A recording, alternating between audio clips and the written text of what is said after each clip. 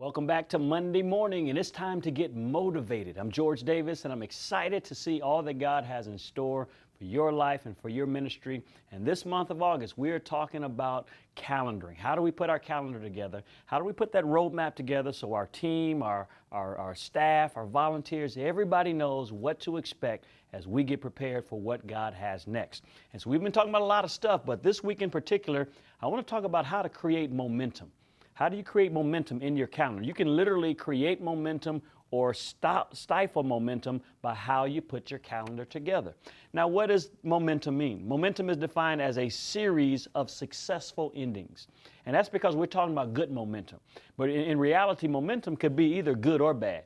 You can have a series of successful endings or a series of negative endings, but either way it goes, it'll create momentum that's either moving you in a positive direction or a negative direction. We've all watched a basketball game where a team got on a 5-0 run or a 10-0 run and just picked up the momentum, and all the commentators talk about at halftime is that this is the team that's heading into the locker room with the momentum. Why? They had a series of successful endings. And there's a way to create our calendar in such a way that all throughout the year we don't have to have these peaks and valleys in our momentum.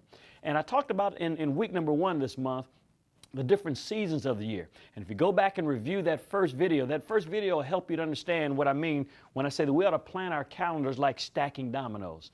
Once you start to understand the various seasons of the year, then you understand that from one event to the next, from one teaching series to the next, that those things should be like dominoes that are stacking. That we just go from one to the next and keep gaining momentum.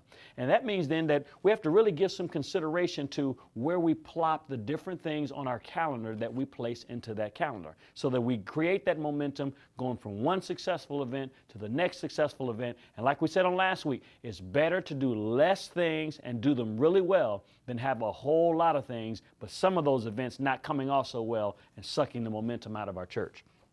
Next thing is, get the plan from God. Take time to pray, which we'll talk about a little bit more next week.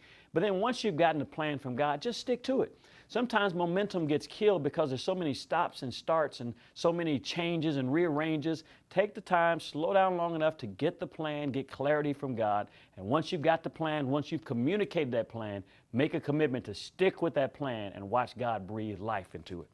Next thing is just remember that two of the most important functions, I believe, of any pastor are to communicate and then to recruit and develop leaders. Now, that doesn't mean that we're not supposed to pray and we're not supposed to do hospital visits, but when you start talking about creating momentum in your church and the things that are extremely important for a pastor to do, we've got to communicate.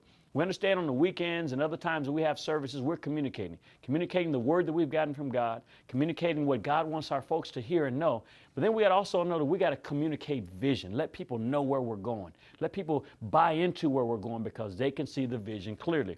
Then we have to, as pastors, recruit and develop leaders. That's extremely important. And all next month, I'm going to talk to you about how to recognize quality leaders as you bring them onto your team. But we've got to learn to recruit and then develop leaders. And as you do that, it all just creates this momentum that Jim Collins talks about in his book, Good to Great, that is turning that flywheel.